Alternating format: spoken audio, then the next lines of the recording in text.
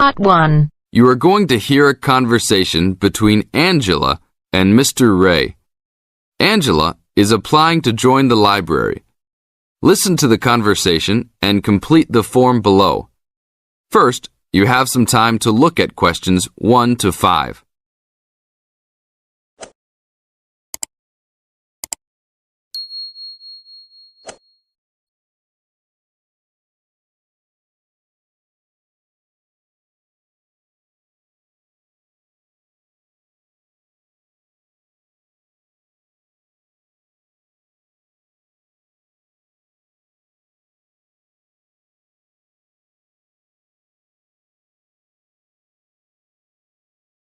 Now we shall begin. You should answer the questions as you listen, because you will never hear the recording a second time. Now listen carefully and answer questions 1 to 5. Hello, how can I join the library? Well, you need to make an application. Would you like to do it now? Yes, if I can. One moment and I'll get the form. Now, I just need to ask you a few questions before you sign at the bottom. Okay. Your full name, please. Angela Mary Price. Price? Yes, that's right. Okay, and your address? Apartment 3, 86 Bridge Street, Pimlico. Bridge Street. That's just near here, isn't it? Yes, not very far. Good. So the postcode must be 2065, right? Yes, that's right. Now, your telephone number. I need both home and work if you have them. My home number is 8763-5142, and work is 8456-1307. Do you need anything else like ID or something? Yes, your driver's license will do, if you have one. Right. It's easy to remember. I know it by heart. 4040AC. I'm afraid I'll also need to see it. Okay, here it is. Thanks. And your date of birth, please? 24 March 1981. Okay, thanks. That's the most important part completed. But if you don't mind, I'd also like to ask you a few questions for a survey we're conducting. Yes, that's okay. Now you have some time to read questions 6 to 10.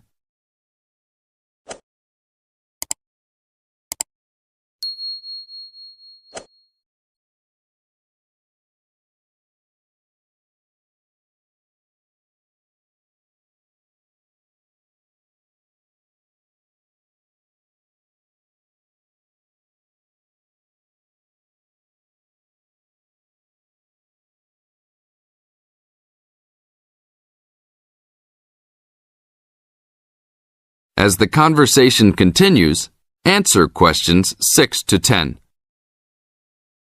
What kind of books do you like to read? Here's a list to look at. Oh, it varies from time to time, but I always like to relax and learn about other countries I might visit one day. I don't like anything too heavy or serious, unless it's about animals or the environment. I'm not really into sport very much. Anything else? Well, I do like entertaining at home. You know, dinner parties. So I suppose you'll have something for me in that line. The pictures in those books always make me hungry, although they never seem to turn out exactly as they look in the books. Fine. I think that's all I need now, except I need you to sign here on the application form. Oh, and I almost forgot. The membership fee is $20, which is refundable if you no longer stay a member. There you are. Do I sign at the bottom here? Yes, that's right. You can borrow books now if you wish, although your membership card won't be ready until next week. So if you want to borrow today, you can pick up your card when you return your first books. That's if you want to take some now. I think I will, but I'll have a look around first. Okay, take your time. That is the end of Part 1. You now have half a minute to check your answers.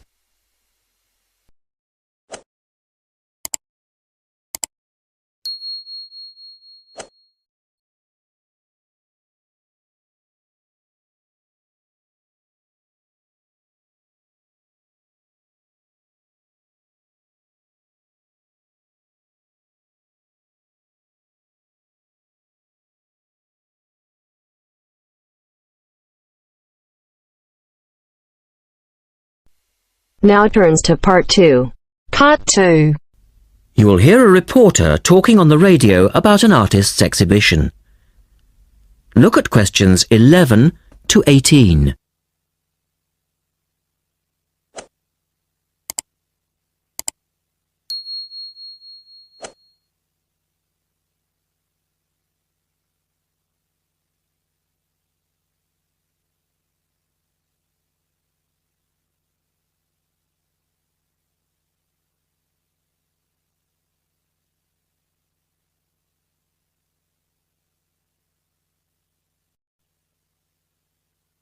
As you listen to the first part of the talk, answer questions 11 to 18.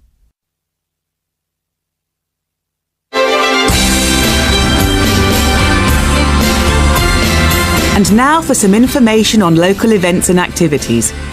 A couple of announcements for art lovers and budding artists alike. First, a new collection of artwork is going on show to the public next month in the form of an artist's exhibition. The exhibition will include many different types of art, over 100 different pieces by 58 artists from the local area. It's being held at the Royal Museum, which, for those of you who are unfamiliar with the area, is located opposite the library in West Street, right on the corner. The actual address is number 1 Queen's Park Road. It isn't difficult to find. The exhibition will run for 9 weeks and will begin on the 6th of October and continue until the 10th of December. So there's plenty of time for you to go along and have a look, and I'm sure that will be worth doing. What will you see there? Well, amongst the items on display will be some exciting pieces of modern jewellery, furniture, ceramics, metalwork and sculpture. To give you some examples, local artist Kate Main will be there to discuss her collection of pots and bowls that she has made to resemble garden vegetables. They're the sort of thing that would brighten up any dining table and range from things like yellow cabbage-shaped bowls to round tomato-shaped teapots. Prize winner Cynthia Corse will also be there to talk about her silver jewellery, all of which she produced using ideas from the rural setting of her country home. Some of her rings are quite extraordinary and have beautiful coloured stones in them. Or, if you prefer sculpture, there's plenty of that too. Take, for example, Susan Cupp's sculpture of 25 pairs of white paper shoes. It sounds easy, but believe me, it looks incredible. All of these items, along with many others, will be on sale throughout the exhibition period. As part of the exhibition, there will be a series of demonstrations called Face to Face, which will take place every Sunday afternoon during the exhibition, and these will provide an opportunity for you to meet the artists. Now look at questions 19 and 20.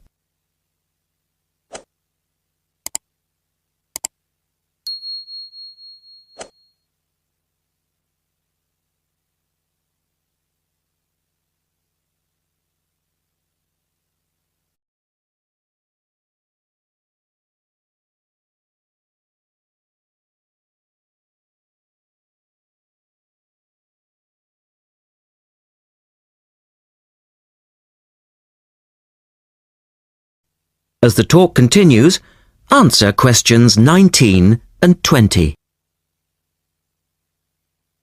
The second set of activities are for those who would prefer to indulge in some artwork themselves. The Artists' Conservatory are holding a series of courses over the autumn period. The courses cover all media and include subjects such as Chinese brush painting, pencil drawing and silk painting. All the tutors are experienced artists.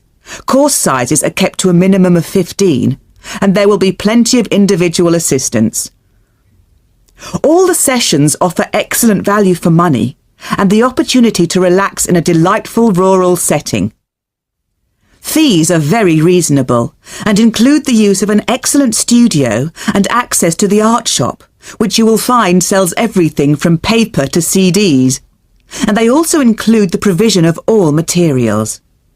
For more information on dates, cost and availability, you should get in touch with the programme coordinator on 4592 839 584 or go direct to the website, which you will find is... That is the end of part 2. You now have half a minute to check your answers.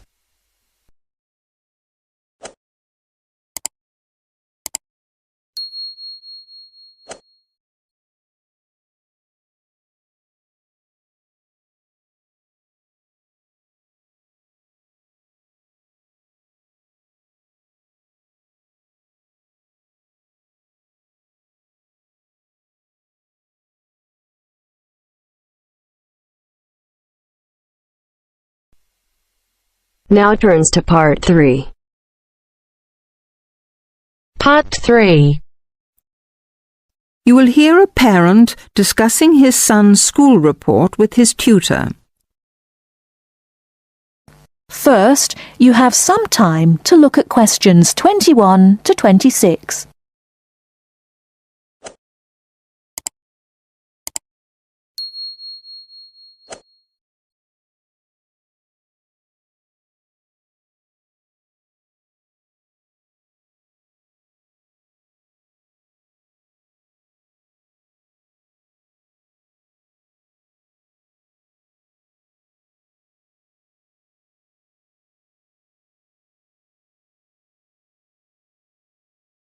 Now listen carefully and answer questions 21 to 26. Good evening, Mr. Jameson. Please sit down. Good evening. Now, about my son Stephen's report. Yes, just a minute. Yes, now, what class is he in? Oh, yes, 4E. No, 4A, isn't it? Yes, that's right. Has he improved this year, Mrs. Hargreaves? Yes, I think overall, yes. Mind you, there is still room for more improvement in some subjects. Let's see. Maths. Well, the major problem here seems to be his algebra.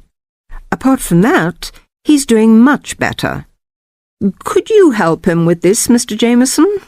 Well, to be honest, it wasn't really my best subject at school either.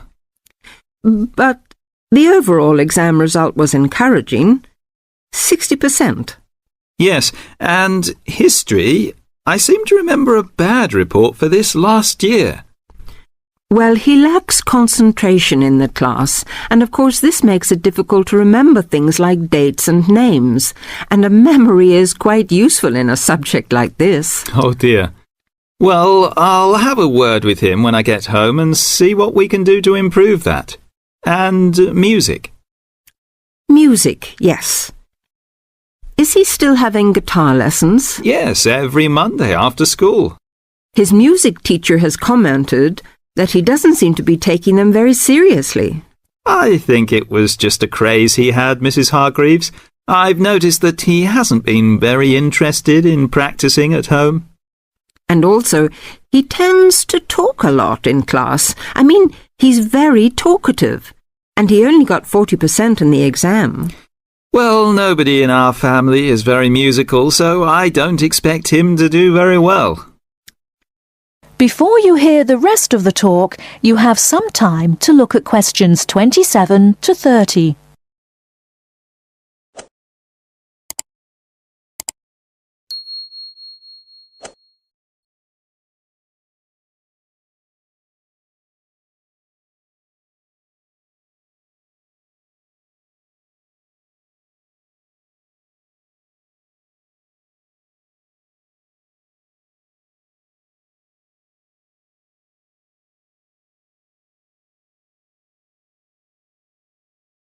Now listen and answer questions 27 to 30. Looking at his geography result, though, there has been considerable improvement, 64%. Yes, I remember him working at home a lot for some sort of project or something on... now, where was it? India, I think. No, on China. Yes. And it was an excellent piece of work. I saw it myself and was very impressed. And his art classes have also been going better this year. Yes, he became very interested in pop art after the school and went to the local art gallery to see the pictures there. His bedroom wall is covered with posters from the shop. Yes, and 58% is not bad for his exam result, considering how low it was last year. And now French. It seems that he has really taken to speaking a foreign language. We hoped he would, because it's important to know another language these days, isn't it? Yes, quite. That's why we paid for him to go to France last Easter, so he could practice more. Well, it seems to have done the trick. 80% is a very good mark. Now, Mrs. Hargreaves, I'd just like to ask you one more thing about... That is the end of part 3.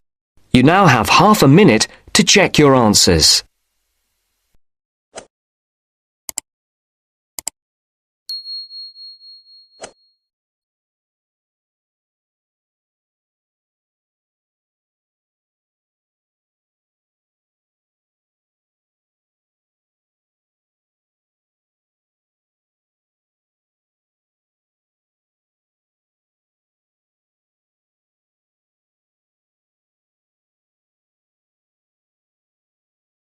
Now turns to part 4. Part 4. You will hear a talk on the work of a printing department at a university. First, you have some time to look at questions 31 to 40.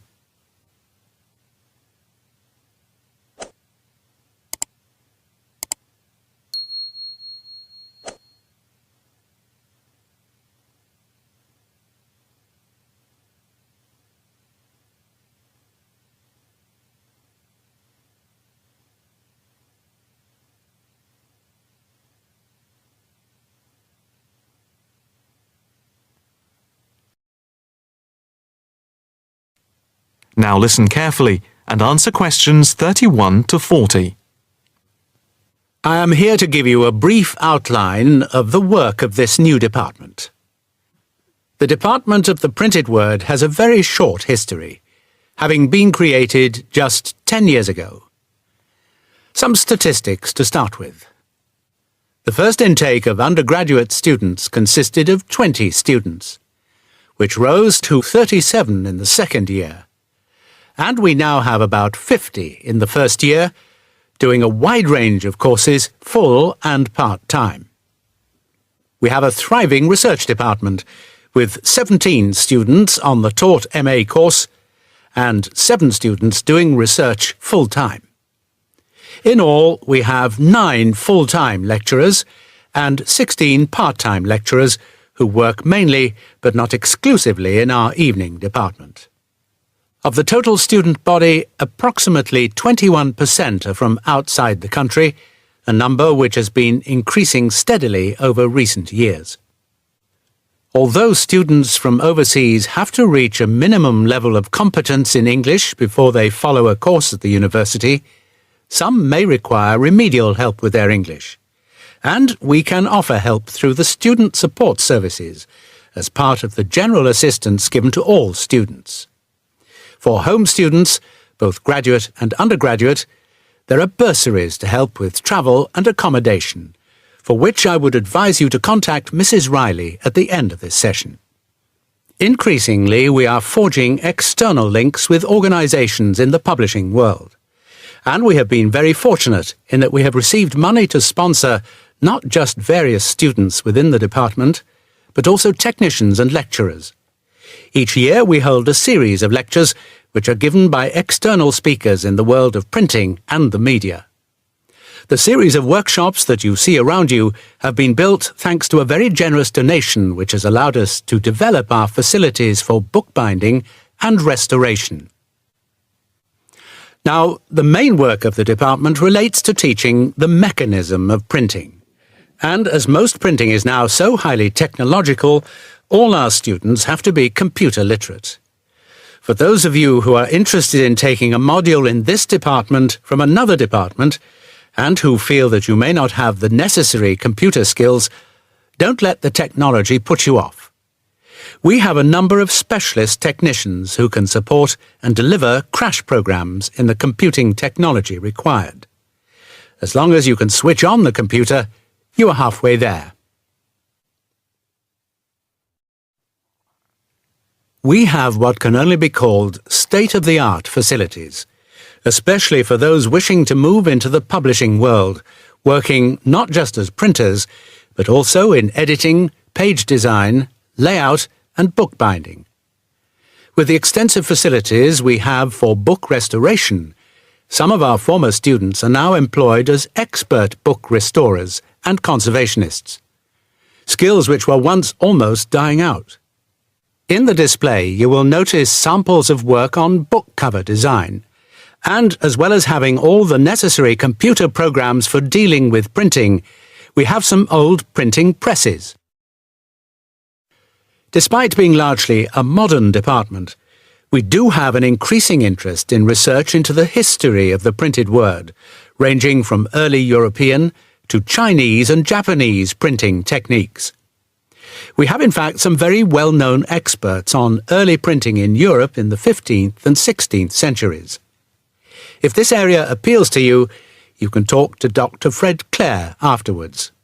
From China, we're lucky to have as a visiting lecturer Dr. Yu, who is an authority on early Chinese manuscripts and printing machines.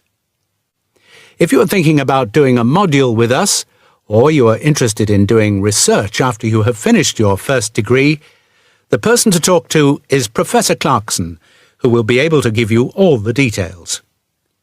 For postgraduate research, you should really be thinking about applying now, even though we are only in December, as the department now attracts large numbers of people, and we always have many applications for each research position. That is the end of part 4.